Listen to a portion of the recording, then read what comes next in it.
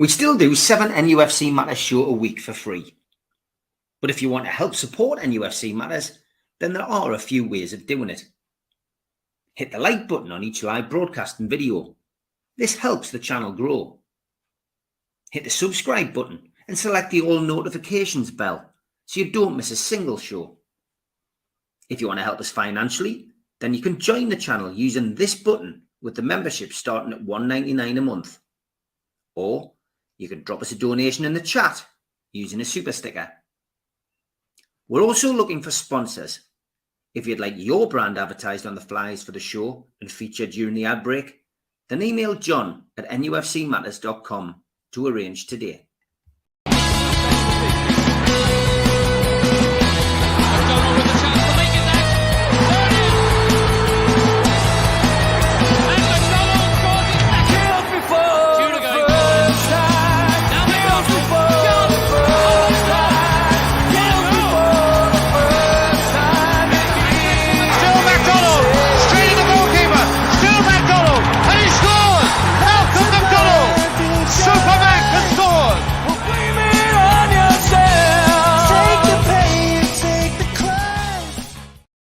Good evening, welcome to NUFC Matters with me, Steve Wraith. Thursday night brings us Ask Supermac tonight. Good evening, Mal. Hiya, Steve. Hi. John, I presume, is away on holiday, so I think I've left you two to it for the last fortnight, so I'm making up for it tonight. Yeah, he is. He's on his jollies. He will be back, and over the course of the summer, we'll probably take turns so you can both have a bit of time off. Get John on next week, maybe, and we'll work it out anyway. But great to have you on. We've got a lot of questions already lined up. But before we come to the viewers' questions, just want to ask for your thoughts on Anthony Gordon being selected for England. The squad announcement's not till tomorrow, Malcolm, but we can now deduce from all the announcements on the various forms of social media that the players have that Anthony will be going to his first official England tournament. That's a great plus for Anthony and reward, I guess, for a wonderful season. Yeah, I think it's going to be more than that, Steve. I was there at St James Park on Monday night for the game against Bosnia and Herzegovina, and the game was crying out for Anthony Gordon and the way that he runs at people. That there was only one English player who was prepared to run at an opponent and look to go past him, look to put him into trouble and spark things off. And that was the Crystal Palace lad, Easy. And Anthony Gordon, the England side is crying out for him. And I think that he is, he's not only under consideration, I think he's a shoo-in. I really do. He is quick, which frightens all defenders to death. And he's had a great return in both goals scored, goals created. And I think that, I think Gareth Southgate, he would be a fool not to put Gordon in. He is in anyway. It's been announced. It's Sky's fault. I watched Sky for an hour beforehand. I mean, actually, yeah, but yeah. I mean in the team. In the team, yeah. I get where you're coming from. Yeah. Basically, the guys on Sky this afternoon, all they've said is that the announcement would be tomorrow. So, of course, it's today. And Gareth Southgate's apparently doing the squad announcement now. So both him and Trippier are going to the Euros. So that's great news. Yeah. Excellent. Also, can I just add on that I wasn't all that impressed with the performance of England. The result was a very good one, but the performance didn't really back it up. Generally over the 90 minutes.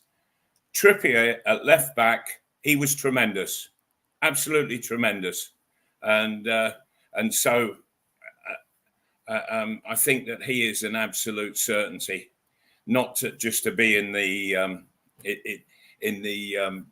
squad, but he'll be in the side, in the team. I'm sure that will start, and it's quite remarkable, really, that he just adapts into right back, left back. It doesn't matter.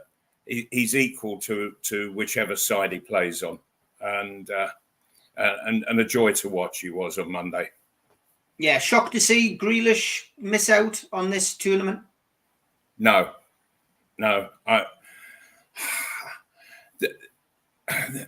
I was absolutely staggered when Manchester City paid such a fortune for him, £100 million.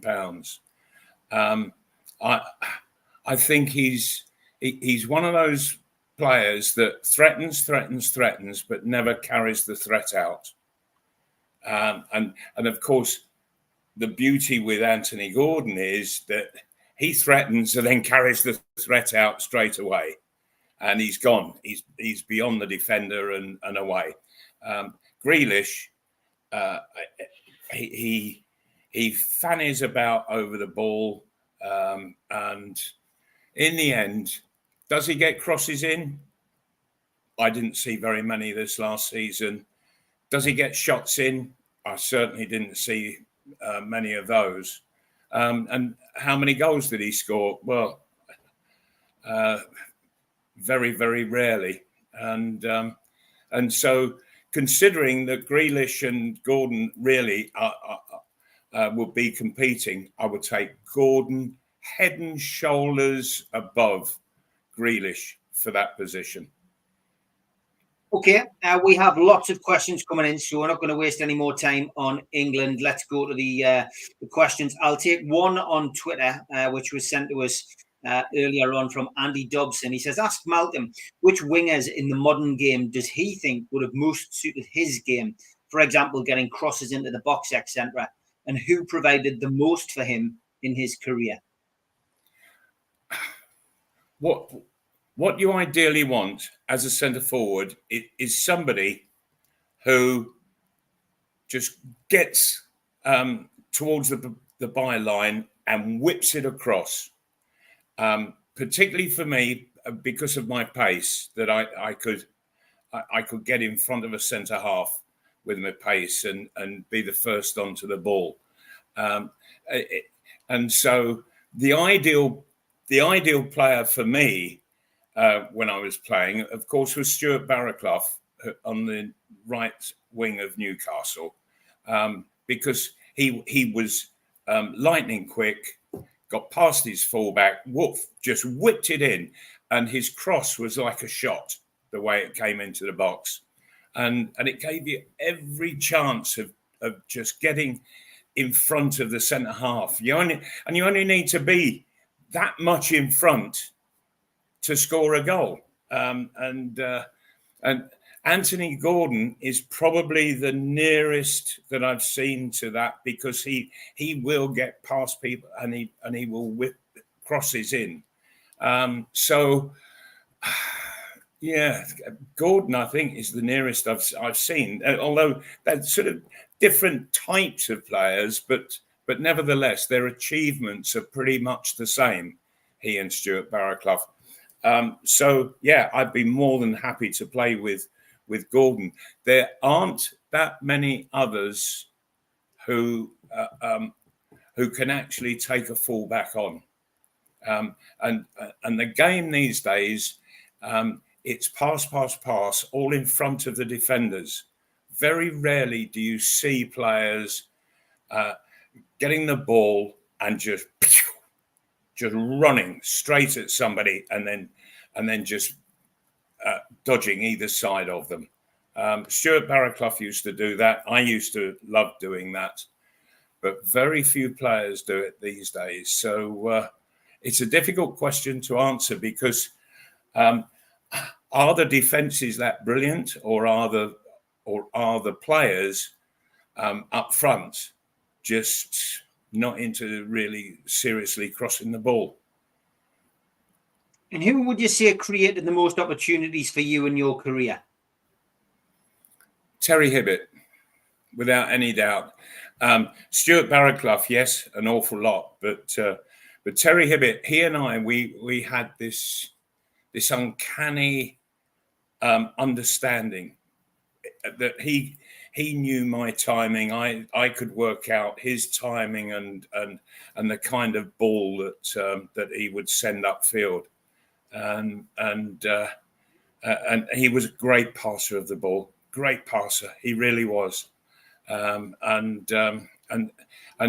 we used to just get the timing so perfect between us. It was a joy to sort of be one half of it, taking part. There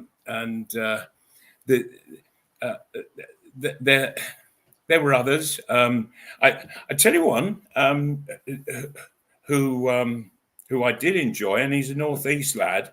And it was when I was playing for England, and it was Dave Thomas, who at the time was playing for QPR, and he, bless him, he would just get past his fullback and whip it across, and I loved that. Absolutely loved it. So, but in the modern game, this is back to what I was saying earlier, that you don't see players really wanting to take a fullback on. It doesn't happen a great deal. So but certainly I think Gordon, he is the best wide man at the moment in the country. Yeah, I would agree. Okay, thanks for that question, Andy. Tom Dixon was in early. Malcolm, which Newcastle players would you sell before the end of June to comply with profit and sustainability rules? Now, this question obviously stems from the fact that Sky have been whipping up the list of teams who need to sell before the end of June to fall in line with profit and sustainability rules. I think it's a bit of scaremongering on behalf of the media, but of course it is. Yeah, of course. That I think that the Newcastle board have been very prudent in the way that they've gone about doing the business over the last couple of years. What we have at the moment is that the quota that Newcastle had to spend in the summer has already partially been spent.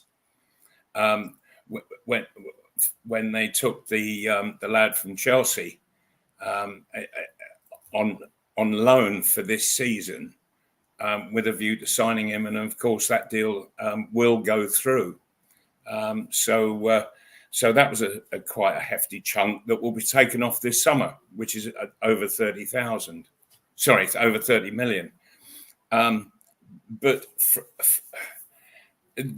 there are those that Newcastle can move on, but it's trying to get the timing of everything right. That if Newcastle could get an upgrade on Almiron, Newcastle would be happy to sell Almiron as long as they know they can get this other fella in, and so the way that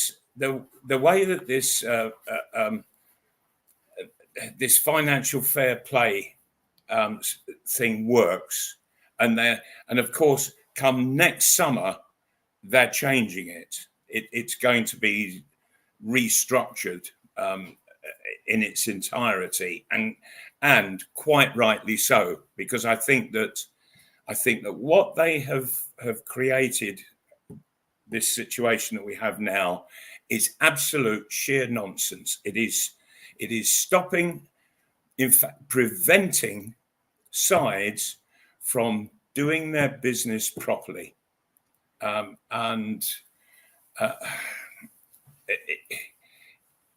I always have this feeling that FFP was actually created, obviously for everybody, to live within its rules, and those that went outside got punished, and we've seen that with Everton and Nottingham Forest.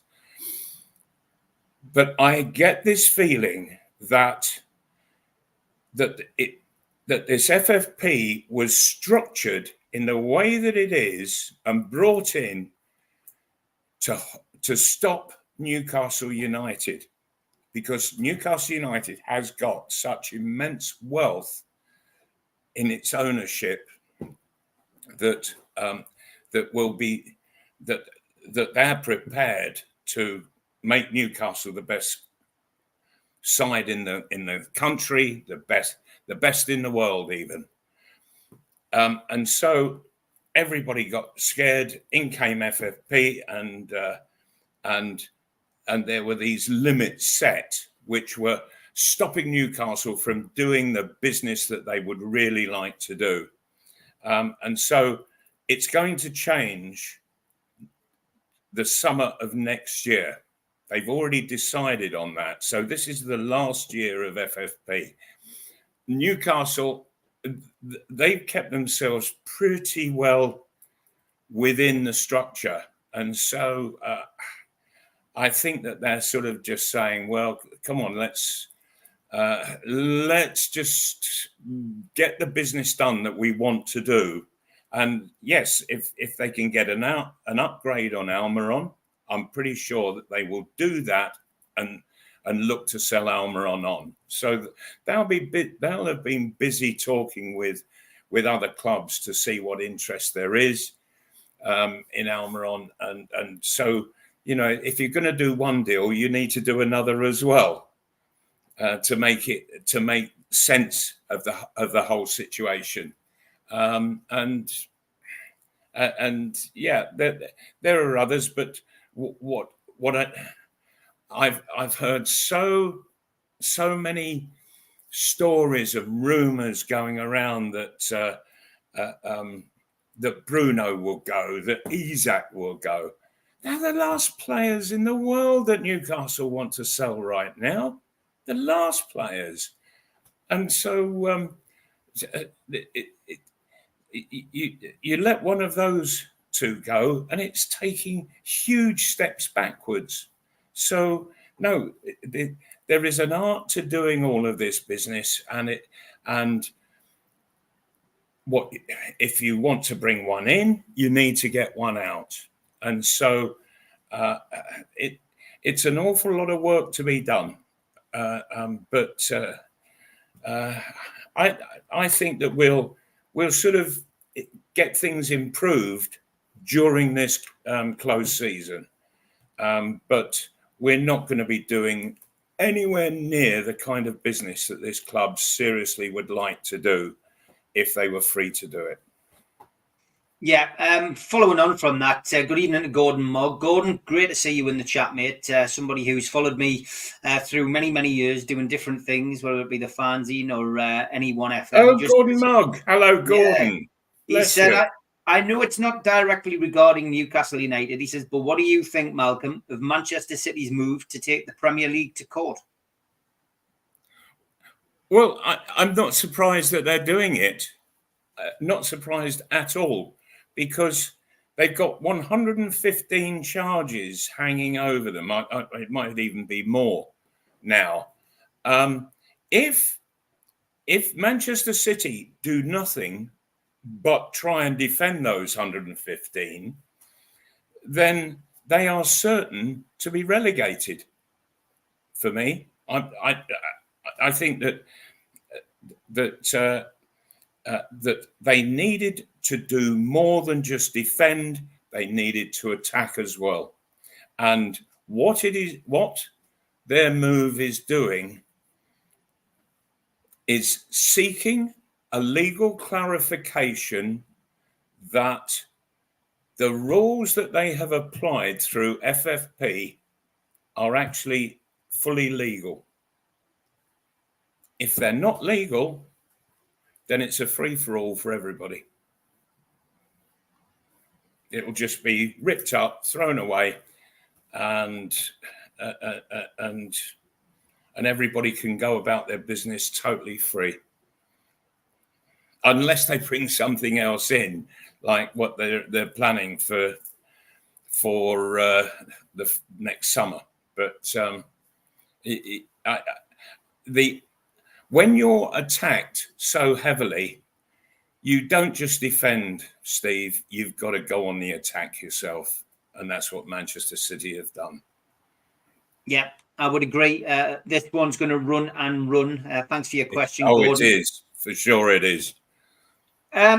If you're watching on Facebook, LinkedIn, or Twitter, please take your time to open another window on your computer, go onto YouTube and search NUFC Matters, and please subscribe. It does us a big favour. Barry Hogan, good evening. He says, Malcolm, we all know about your amazing skills as a player, but as a manager, was there one star signing that you were close to getting who got away?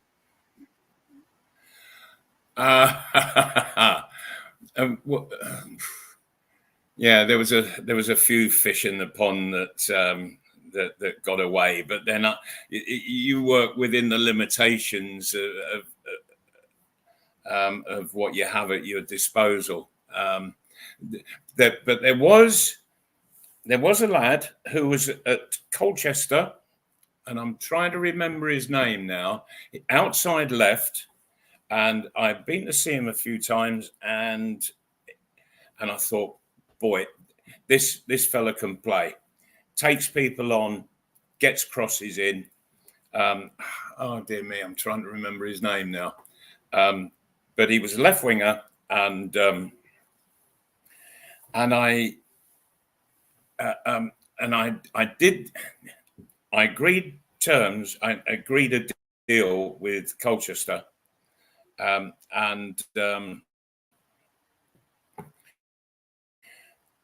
then I sat with a player, but I had to go to the other side of London to see him.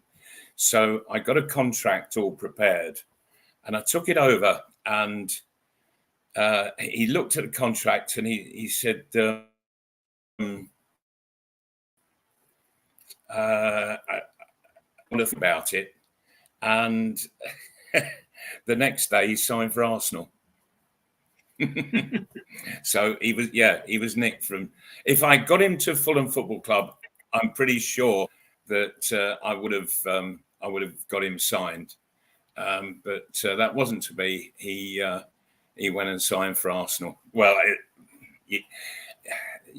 you can't really say no when a big boy like that comes knocking on your door, can you?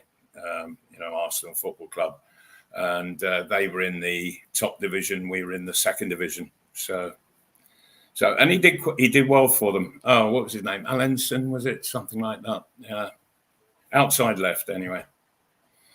Okay, let's get on to Stephen Kennedy's question. He says, Malcolm, do you think Bruno's agent will keep him informed that if we were to sign for Man City, there's a good chance they may get relegated and kicked out of Europe? Yeah, I mean, well, I think everybody knows. Everybody knows that, but why are you suggesting that Bruno will go to Manchester City? I really don't think that he will move at all, because he's so well settled here in the northeast on Tyne side, so well settled, and he's got like 3 generations of family living in a big house, and they're really settled in. He loves his football, playing for Newcastle United. You can see that in him. He's just absolutely thriving. And of course, that now Joe Linton is back fit again. That they're 2 Brazilian internationals together. So. They're good company for each other. Yeah, I would agree. I don't think Bruno's going anywhere, as Malcolm said at the top of the programme either. Clarky, good evening. Welcome to the chat. Welcome to NUFC Matters. Stephen also said, Malcolm, can you remember when you scored that exocet past Mark Wallington? He says, the whole of the West Stand stood on their feet applauding until you walked up at half-time. He says, we must have stood for 10 minutes. How did that feel? Well,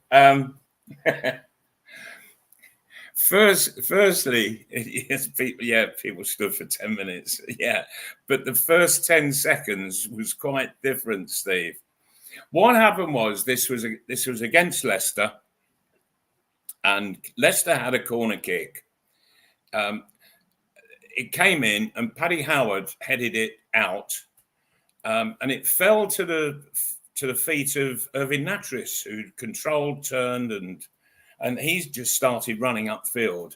And I had been back marking the fella who would stand on the goal line. And and I set off as well. And so Irving Nattrass was going up through the inside left position, and I was going straight through the middle of the pitch. And he was about 10 or 12 yards ahead of me. And we suddenly found ourselves literally in a 2-against-1 situation. The guy on the halfway line for Leicester at the corner was suddenly seeing 2 speed merchants running at him, and so he sort of half went to close Irving Nattrass down, but he was aware of me coming through the middle. But there was one thing that I knew would happen. Irving was a brilliant player in his own half, but crossed the halfway line and he wasn't so confident. And I reckoned that he was just going to knock it square, and he did. The thing was that as I and the ball were coming nearer to each other, I realized that it was absolutely perfectly timed, perfectly positioned, and that it was, and my stride was perfect, and I just planted a foot and woof, let it go. I let rip, and this was just a few yards into the Leicester half, and it absolutely screamed all the way into the back of the net. And it wasn't as if it was right in the top corner or anything. It wasn't, but it was just the pace that I actually struck it with. And I always remember Gary Player, the golfer, the great South African golfer, and he used to, on a Saturday morning on television, give a little golf lesson, and he came to the last of his bag. He'd done a lesson sort of over a whole number of Saturday mornings on the different clubs in the bag and how to use them and what they were actually for. And this particular Saturday, he took out his driver, and he said this is for the big tee shot. He said, and it is the most difficult club in the bag to use.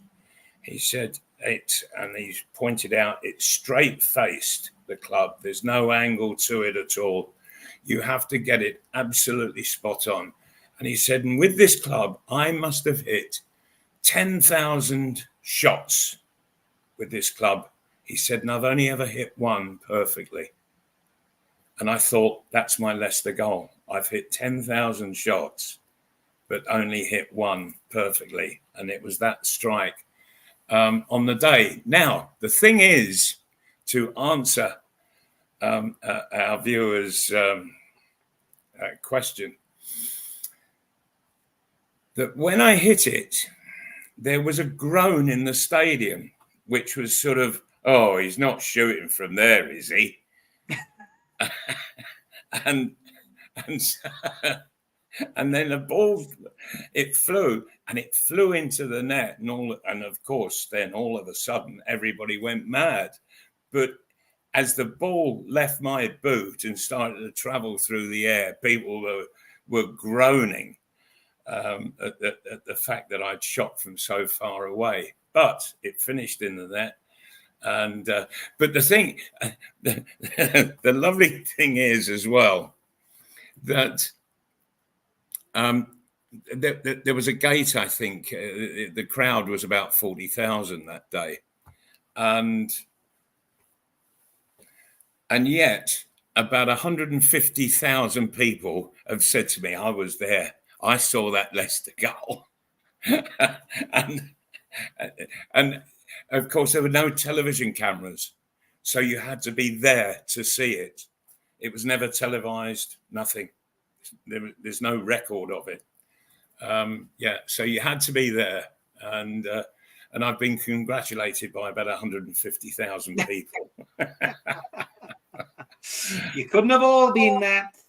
Okay, we are halfway through the show, and as always, it is time to thank our sponsors with some ads. A big thanks to all our sponsors: Skips and Bins, telephone 0800 25 45 25 3, email inquiries at skipsandbins.com, website skipsandbins.com, easy contract free and pay-as-you-go waste collection. Thanks to Mr. Vicky's Sauces, handmade in Cumbria.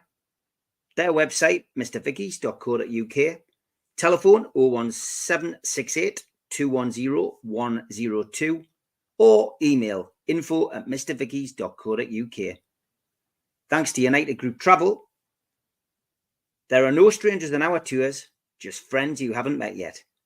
Their website, unitedgrouptravel.com, email beverly.ugtl@gmail.com, telephone 01670 632 460, or mobile 0791 666 4174. Thanks to Media Arts for the technical side of things. And you can also find us as a podcast on iTunes, Spotify, or other podcast providers. You can subscribe to the channel by hitting the subscribe button underneath this video. Hit the all notifications bell so you don't miss a show. Hit the thumb up to like the channel, and click share to your social media. If you want to join the channel, then click join for as little as $1.99 a month. If you want to become a member, for a one-off £25 payment, email john@nufcmatters.com, or go to membership at the website nufcmatters.com. If you've got a smartphone, hold your camera over the QR code and it'll take you straight there. We also help the food bank on this channel. Go to nufcfansfoodbank.co.uk to the matchday bucket and you can leave a virtual donation today. And don't forget, the end of season do, 20th of July, takes place at the Irish Centre. Supermac and Gibbo, Ask George, and an acoustic set with the Long Sands.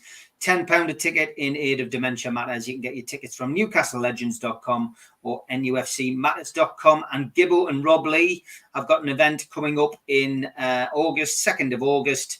That should be a cracking night. And that tickets are available for that from £15 via ticketmaster.co.uk. So you can get your tickets from there. And now, okay, let's try and get through a few more of your questions. Did Malcolm have any pre-match superstitions or rituals, says Edward? What a lovely question. Now, I was the one person who never had any pre-match superstitions or rituals whatsoever. That I would get myself ready, usually in a particular order, but then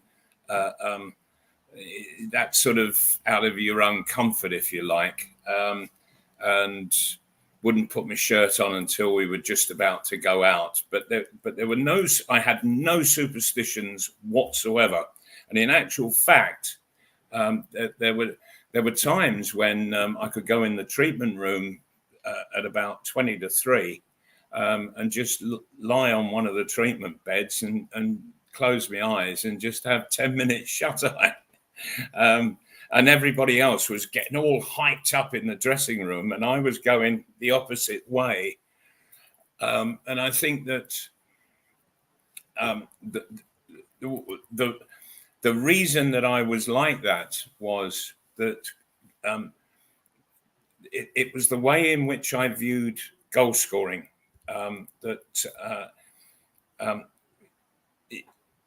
Goal scoring is as much in the mind as it is what you can do with your body, and you have to be absolutely focused purely and simply on goal scoring, and take everything into consideration in terms of how the cross is coming in. You know, you have to read the cross absolutely perfectly. You have to get yourself adjusted, and so on. And so it's all there. It's all in your mind. It's all happening before the actual event. And so, yeah, I used to just be totally focused on goal scoring, and I would see other players. They'd be getting all nervous and uptight, and they had superstitions. A lot of players had superstitions, but I used to smile when I saw players doing really silly things with superstitions. Good evening to Robert Moulton. He is the man who has done our latest flyers. Big thanks to you, mate. He says, I was at the West Ham game when you came out and the fans wished you a happy birthday. He says, what's it like when new generations of fans recognise you and show that respect and love? It's absolutely wonderful that and I've always sought to treat supporters with all respect. Because I was one myself when I was a kid. I supported Fulham Football Club. I lived in the street that led up to Craven Cottage, and so I could go to the top of the road where the buses would be stopping, and players would be coming off the buses to go down Finley Street to train, and I'd go there as a kid, and I'd get their autographs, and I'd ask them a couple of questions, and they were happy to talk with me, and I always remembered that they were always happy just to have a little chat, and here was a kid who was wanting to understand the game better, and they were great with me, and so in remembering that it was important that I was much the same. So when kids approach me, that if they wanted my autograph, that's fine. If they asked me a question, I was always happy to answer. The only time that I didn't really have the time to do that was when at Newcastle, where we parked our cars, I had to walk right the way through the crowd to the main entrance, and I couldn't be slowed up, through talking to people and signing autographs and what have you, because I needed to get into the dressing room and get ready. So I always used to say to the kids, see me after the game. As soon as I come out, I'll be happy to sign all your autograph books and what have you. And sometimes I could stand outside after a match for an hour and a half, and maybe more, signing all the books, magazines, programs, and so on and so forth. And happy to do it. Yeah. A lot of them, probably John Shearer's. He's still standing outside St James's Park. Yeah. Well, it annoys me because I was in a situation where there were some players from about 15 years ago, and there was a whole load of kids, and they all had their autograph books, and they were wanting these guys to sign it for them.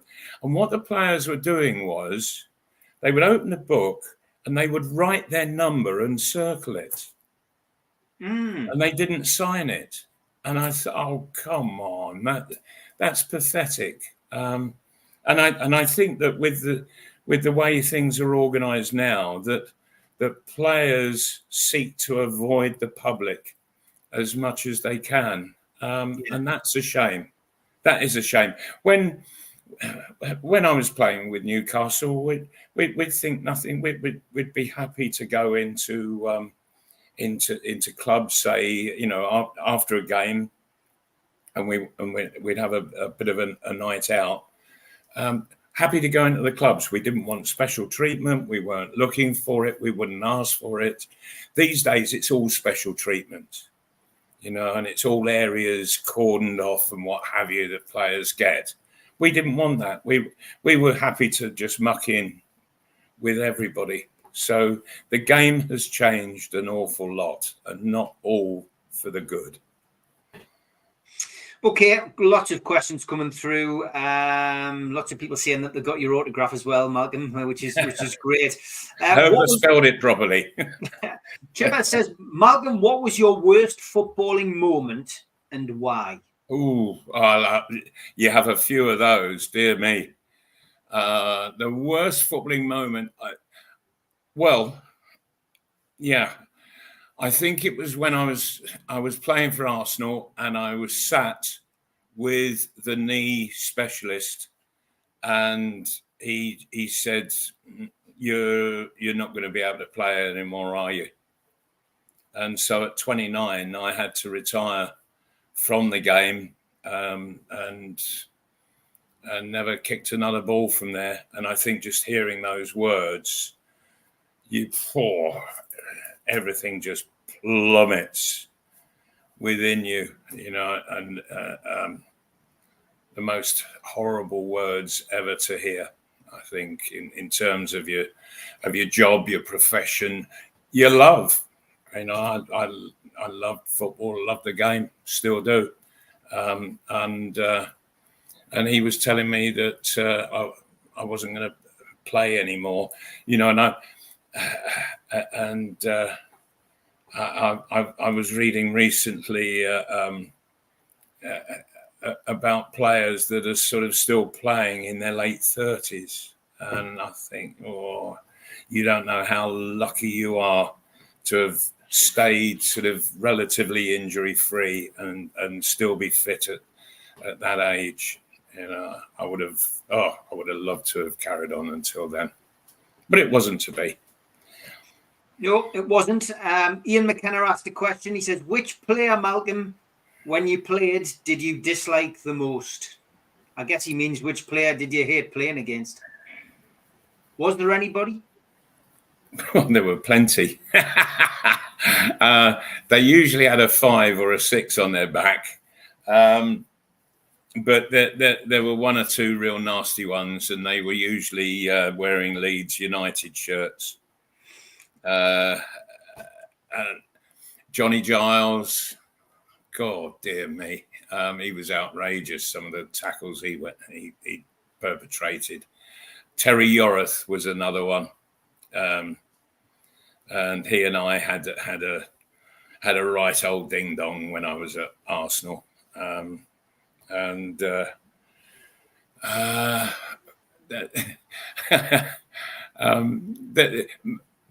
You see, back then, centre halves they were pretty much allowed to get away with tackles that just wouldn't be acceptable these days, and so it was rough and it was tough between a centre forward and a centre half. So if you're up for the fight, really go for it. And in the end, the beauty of it all was that on the final whistle, you shook hands with everybody out on the pitch. Shook hands with everybody. It didn't matter what had gone on during that 90 minutes. In that 90 minutes, it is a very special time, but you're on the stage and you never take bad feeling off the stage. Just leave it there to bury itself in the pitch. Okay, great questions coming in as well. What else can we go for? Market debates, good question. Ask Supermac, what is his worst miss in football and why does he think he missed it?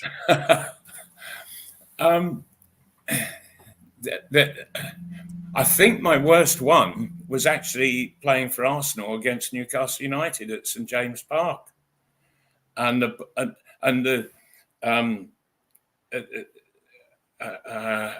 who was it? I think it was Pat Rice, the Arsenal right back, and he got forward and he knocked a terrific ball, and it just evaded everybody, and it came to me, and I was literally 2 yards from goal, and I skied it over the bar. I was only 2 yards off the line. Any touch would have done just to knock it across the line. But no, I've sort of I wanted to be a bit flash and smack it right into the back of the net, and I finished up skying it right up in the air, and it went over the bar. I think that was the worst one, and it was so bad that I actually laughed at myself. It was so shocking. I didn't get disgusted with myself as I usually would have done. I just laughed. Great stuff. Great question as well. Thanks for that one, Mag Debate. Stephen Anderson had a couple of questions. Here we go. He said, could you tell me what 3 things you would take from your time playing and put in today's game? And also take 3 things from today's game and have it in your time. What a good question. It certainly is, and I think it needs some real thought. What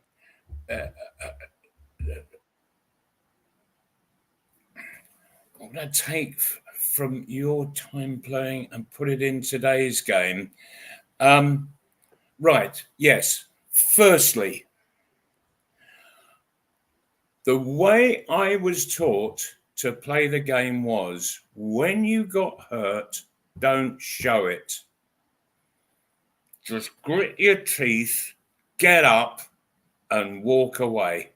Don't dare limp. Don't let people see that their tackle has hurt you. It gives them the upper hand if you do.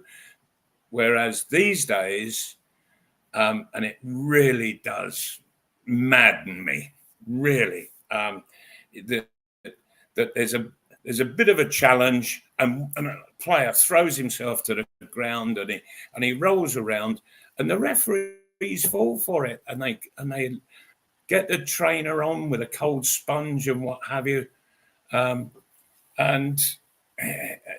in all honesty, and after a couple of minutes, the player gets up and he's perfectly all right. Well, there was nothing wrong with him in the first place, and I think that referees are hoodwinked on this, and that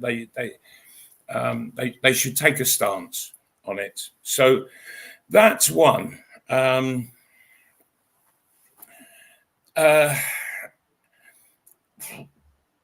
What now? What I would have loved in my time playing, that you get 3 points for a win. Back then, it was only 2 points.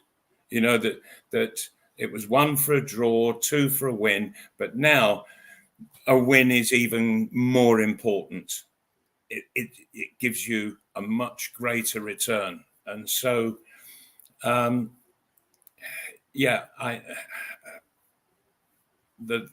3 points for a win is absolutely brilliant. And I would have loved that back then. Oh dear. Now what?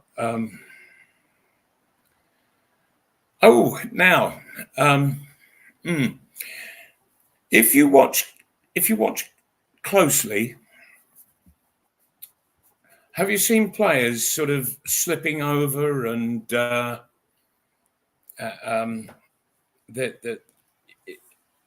you watch Dan Burn, and he can be a bit unsteady on his feet, and the reason for that is that they have the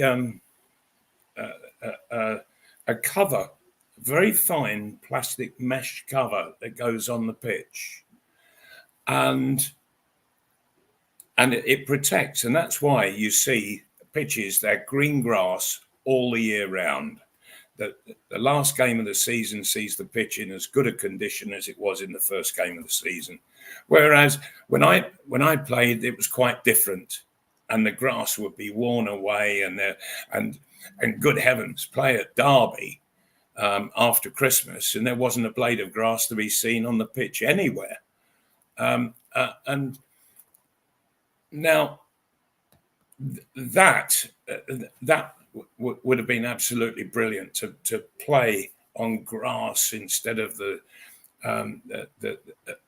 mud holes that we used to see.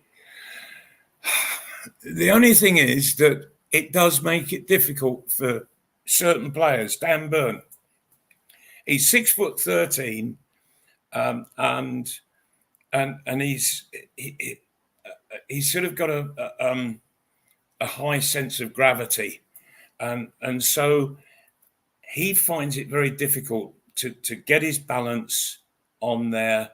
And I wish they could find a way where it's a great thing, this mesh, but where it would take a stud, because if you see that they play in special sort of rubberized soles that are specially adapted for this particular kind of plastic mesh surface, whereas I used to play and I would have long studs under my heel, and then I would change the studs accordingly to the pitch. But for sprinting, they were great, absolutely fantastic, for giving you grip. And so my balance would have been better, much better then than it is now. The idea is great, but it does make problems for footballers.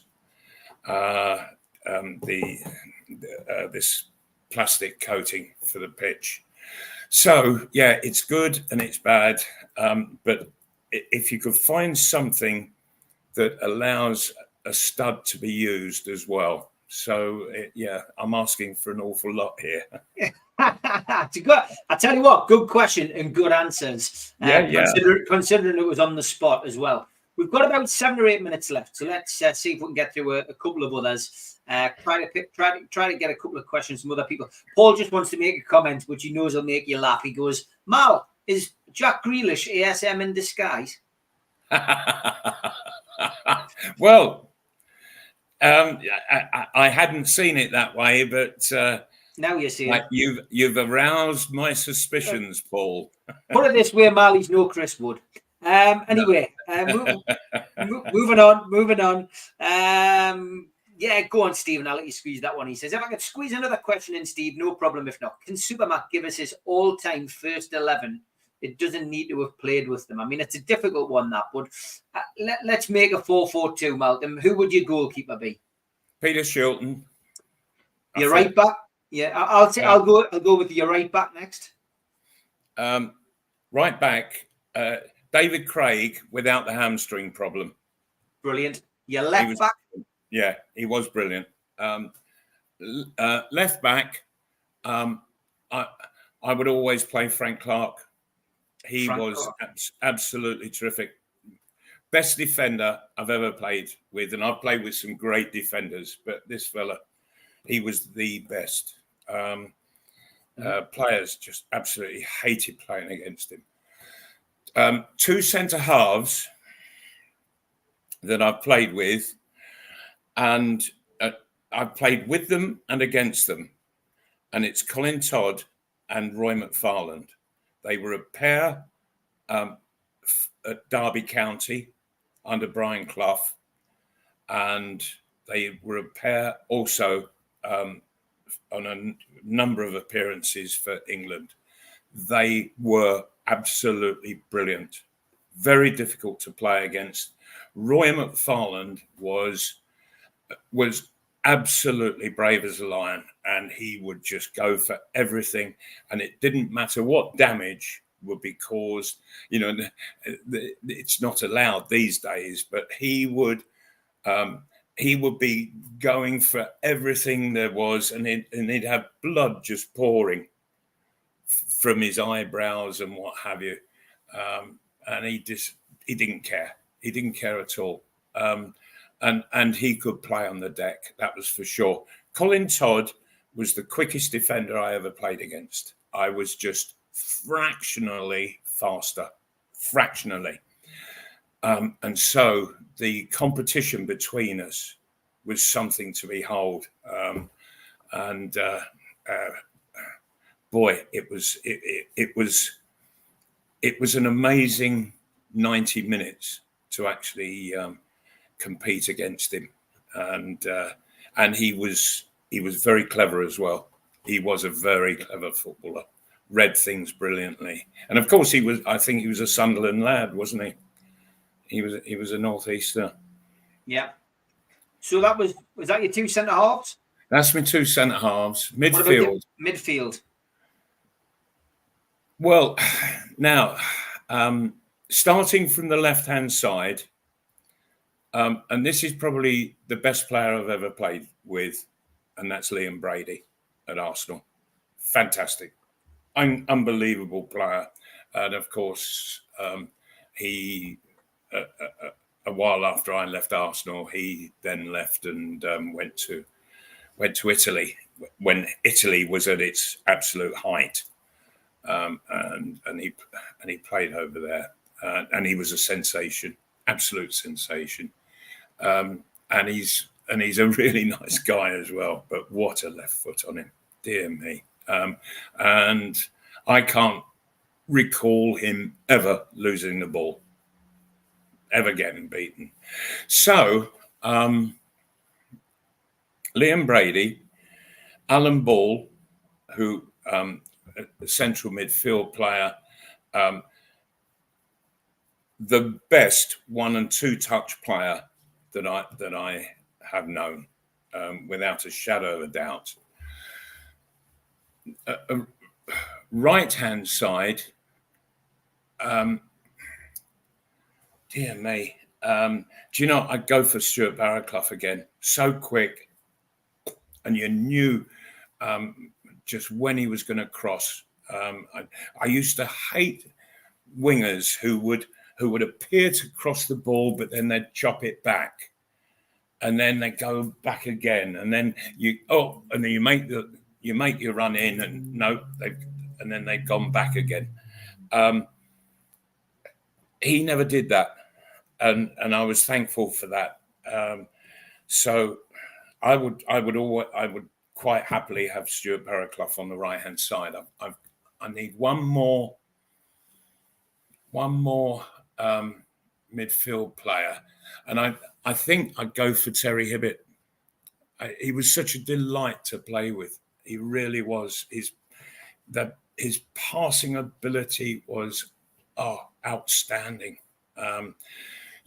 Bally on the right, Hibby on the left, and then Liam Brady further left. And I think that would be one hell of an attacking midfield. Up front. Now, I'm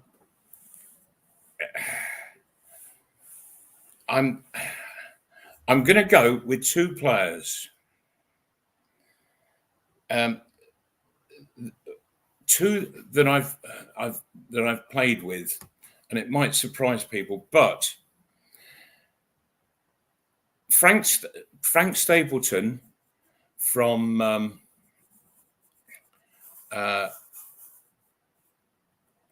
when I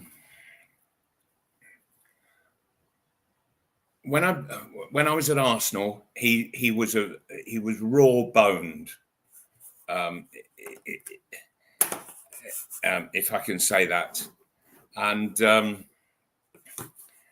so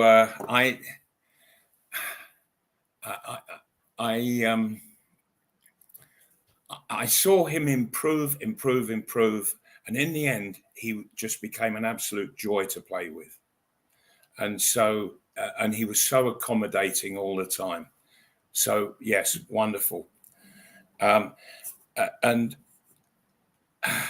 the other forward, and I'm very, very torn in all of this, but I think I would have to pick Mick Shannon.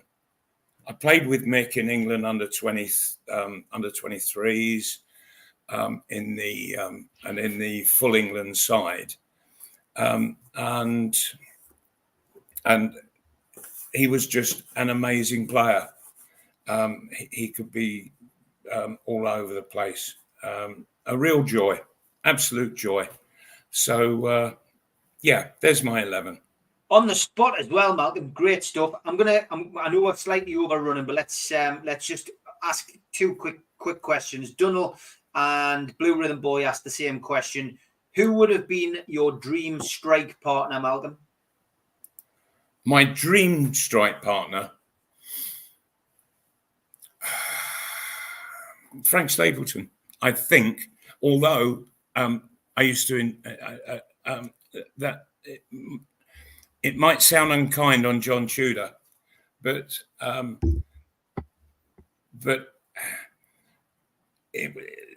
if you like, John was like the senior and I was like the youngster that came in and joined him. That role reversed for me when I went to Arsenal. And so Frank Stapleton, he was just a young, raw lad. And and he was put into the first team at 18 years of age. And he just quickly grew and grew and grew. And there were doubts in a lot of people as to whether he was ever going to make it. And I kept saying to them, stick with him, stick with him. This guy has got an awful lot going. And he became a joy to play with. He really did. And between us, we were getting sort of somewhere in the region of about somewhere between 45 and 55 goals a season.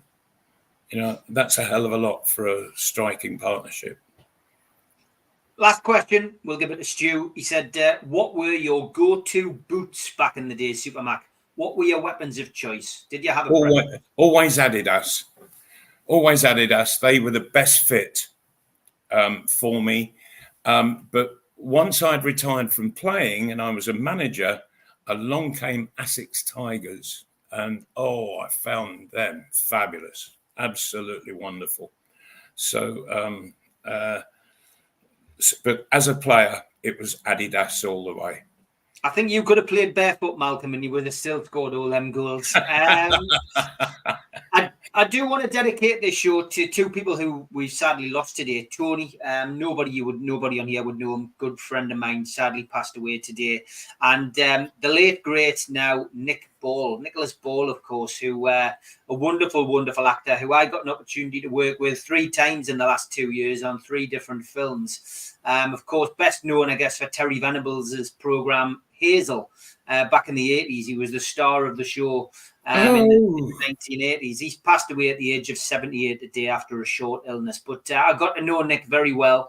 I last worked with him in October. Yeah. We did a wonderful film. I'm going to see the premiere of it next week, Kingdom by the Sea, where he stars alongside Rula Lenska. And it was a fascinating bloke and lots of fascinating stories. And I'll always treasure the advice that he's given to me over the years. So rest in peace, Tony, and rest in peace, Nicholas. And of course, it would be remiss of me not to mention D-Day, because 80 years ago today, thousands of people gave their lives so we could all have a better one. And those of you who know and watch this show every night know that I had committed to doing a challenge this year for writing a poem a day. And I have so far managed to do it. Some of them I've shared with you on here. So here is my ode today.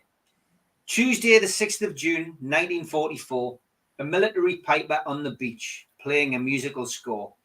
A calm before the storm, eerie silence in the air, thousands of men travelling, heroes of land and air. Operation Neptune was planned in 43, an audacious plan for victory to change the course of history. Bombing started at midnight from the sky and from the sea. At Gold Beach, we saw victory. There were many casualties. A foothold gained, but at a cost. Thousands lost their lives. Many never saw home again, leaving tearful children and wives.